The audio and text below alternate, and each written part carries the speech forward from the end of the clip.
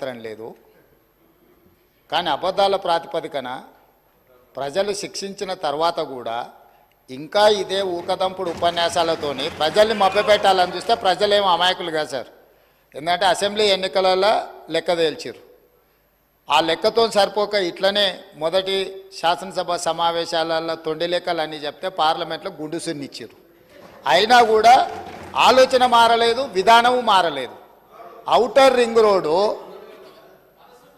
159 కిలోమీటర్లు ఆనాడు కాంగ్రెస్ పార్టీ అద్భుతంగా ప్రపంచానికే ఆదర్శంగా ఉండే ఔటర్ రింగ్ రోడ్డును నిర్మిస్తే లక్షల కోట్ల రూపాయల విలువైన ఔటర్ రింగ్ రోడ్డును పల్లి బఠానీలకు అమ్ముకున్నట్టు 7,000 కోట్ల రూపాయలకు అమ్మి తెగనమ్మి గొర్రెల పథకము ఎన్ని గొర్రెలు ఇచ్చిండ్రో ఎన్ని గొర్రెలు ఉన్నాయో ఇవాళ మొత్తం లెక్కలు తేలినాయి. గొర్రెల మీద ఏసీ బోళ్ళు ఊరికి అట్లా మీద ఇట్లా తడిమి చూస్తే ఆల్రెడీ 700 కోట్లు గొర్రెల పేరు మీద దిగమింగినరని చెప్పి ఈరోజు రిపోర్ట్స్ వచ్చినాయి. కేసీఆర్ కిట్టులో ఏం అవినీతి జరిగిందో వారు కోరుకుంటే విచారణకి ఇద్దాం, దాని మీద కూడా పోదాం. ఇదే కాకుండా గొప్ప పథకం అని చెప్పిన బతుకమ్మ చీరలలో జరిగిన అవినీతి మీద కూడా బతుకమ్మ చీరలు చేనేత కార్మికులకు పని కల్పిస్తున్నాం అని చెప్పి సూరత్ వెళ్ళి కిలోల కింద చీరలు తీసుకొచ్చి ఆడబిడ్డల్ని మభ్య పెడితే ఆడబిడ్డలే బయటకు వచ్చి తగులబెట్టిర్రు. అవి ఏడగడుతురు వ్యవసాయ పొలాలలో పిట్టలను బెదిరించడానికి బతుకమ్మ చీరలు కడుతున్నారు. ఆడబిడ్డలు ఎవరు కట్టుకోలే అధ్యక్ష.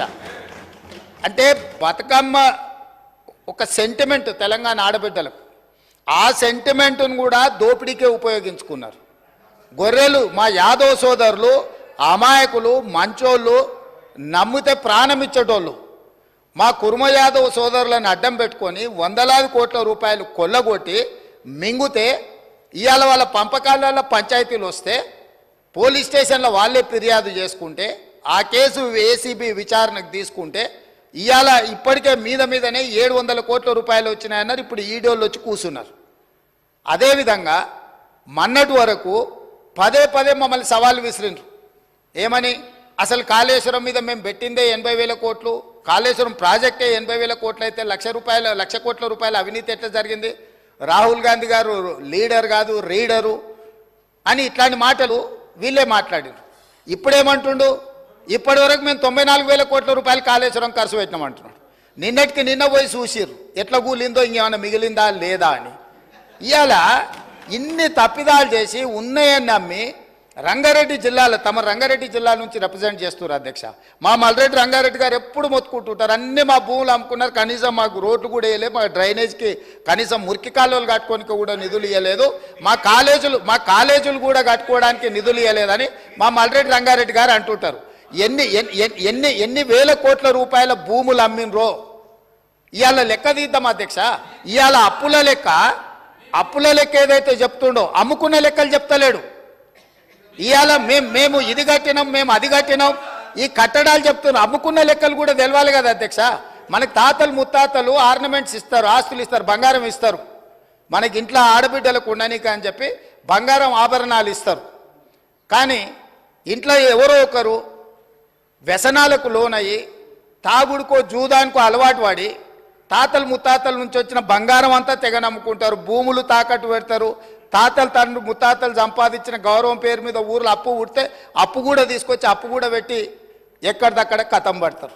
ఇవాళ 10 ఏళ్ళైనా అధ్యక్ష నేను మిమ్మల్ని ఒకటే మాట్లాడగదలుచుకున్నా. ఏం అన్యాయం చేసినాం అధ్యక్ష? పాలమూరులో మేము చంద్రశేఖరరావుకి ఏం అన్యాయం చేసినాం? 2009లో కరీంనగర్ జిల్లాలో అక్కడ ఓడగొడతారని భయపడి పాలమూరు జిల్లాకు వలస వస్తే వలసలు పోయే పాలమూరు జిల్లా ప్రజలు గుండెల్లో పెట్టి చూసుకొని భుజాల మీద మోసి పార్లమెంటుకు పంపిస్తే పార్లమెంటుకు పోయి ఇవాళ తెలంగాణ రాష్ట్రం వచ్చినాక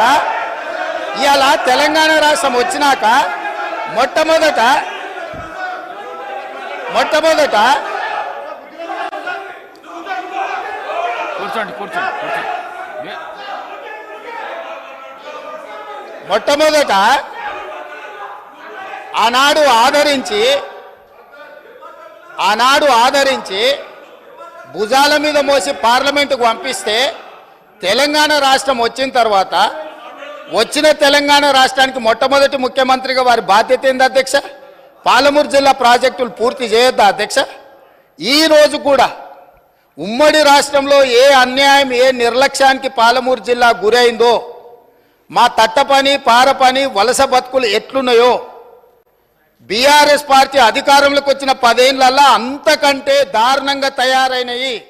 ఇవాళ 10 ఏళ్ల తెలంగాణ రాష్ట్రంలో కూడా అదే కల్వకుర్తి, భీమా, నెట్టంపాడు, కోయిల్సాగరు, పాలమూరు, రంగారెడ్డి, ఎత్తిపోతల, సంగంబండ, రాజోలిబండ, జూరాల, ఏ ప్రాజెక్టు కూడా ఈ 10 సంవత్సరాలలో దాదాపుగా 17.5 లక్షల కోట్లు అప్పులు లెక్కలైతే 20 లక్షల పైన కోట్ల రూపాయలు ఖర్చు పెట్టినా మా పాలమూరు జిల్లా ప్రాజెక్టులు పూర్తి కాకపోవడానికి వీళ్ళ దుర్మార్గం కారణం కాదా?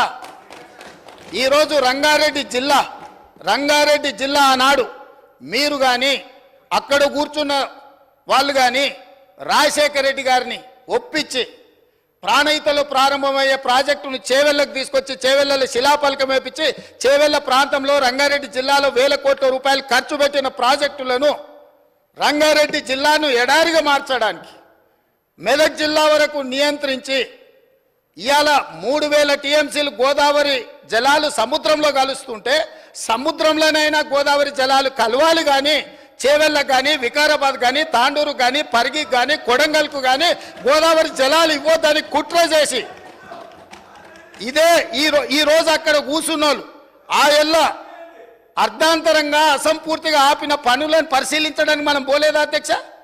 చేవెళ్ళ చౌరస్తాలో శిలాఫలకం ముందర మనం నిరసన తెలపలేదా అధ్యక్ష? ఏం పాపం చేసింది అధ్యక్ష రంగారెడ్డి జిల్లా? రంగారెడ్డి జిల్లాలో భూములు అమ్ముకుంటారు, రంగారెడ్డి జిల్లాలో ఉన్న ఆస్తులు అమ్ముకుంటారు. ఇవాళ చేవెళ్ళ ప్రాజెక్టును మొత్తం నిర్వీర్యం చేసి ఇంకా సిగ్గు లేకుండా ఈడికొచ్చి మేము వెలుగబెట్టినామని ఇవాళ ఈడికొచ్చి మాటలు చెప్తుండ్రా? కాంగ్రెస్ పార్టీకి పోయినసారి 19 మంది ఎమ్మెల్యేలు ఉంటే 5 మంది 6 మంది అని ఎట్లా లెక్కలు చెప్తాడు అధ్యక్ష? ఇవాళ తెలంగాణ సమాజం మొన్న జరిగిన శాసనసభ ఎన్నికలలో కాళ్ళు చేతులు ఇరిసేసిండ్రు, అయినా మారకపోతే పార్లమెంట్ ఎన్నికలలో ఉరి తీసిండ్రు. గుండు సున్నా ఇచ్చినాక కూడా బుద్ధి మారకుండా ఇట్లా మాట్లాడు కరెక్ట్ కాదు అధ్యక్ష. విద్యుత్తు మీద కూడా నేను మా మంత్రివర్యులు చెప్తారు, విద్యుత్తులో కేంద్ర ప్రభుత్వాన్ని మేము ఏదో పోరాటాలు చేసినామని తప్పుడు ఒప్పందాలు ఏమేం చేసిండ్రో, మీటర్లు పెట్టడానికి ఒప్పుకున్న అనుమతులు ఏంటో అన్ని లెక్కలు తీసి ఇదే సభలు పెట్టి అడుగుతాము. ఇప్పుడు మీ ద్వారా వారు నిజంగానే చాలా నిజాయితీగా నడుపుంటే నేను ఒక్కటే మాట అడుగుతున్నా, బతుకమ్మ చీరల మీద, కేసీఆర్ కిట్ల మీద, గొర్రెల పంపకాల మీద, ఈ 3 పథకాల మీద మీరు గొప్ప పథకాలు అంటున్నారు కదా, దీని మీద విచారణకు సిద్ధంగా ఉన్నారా? దీని మీద సమాధానం చెప్పండి అని నేను అడుగుతున్నా అధ్యక్ష. స్పీకర్ సార్ ఇప్పుడు నేను స్పీకర్ సార్ అట్లా ఉండదు సార్, మీరు కూర్చోండి సార్, సభా నాయకుడికే ఉంటుంది.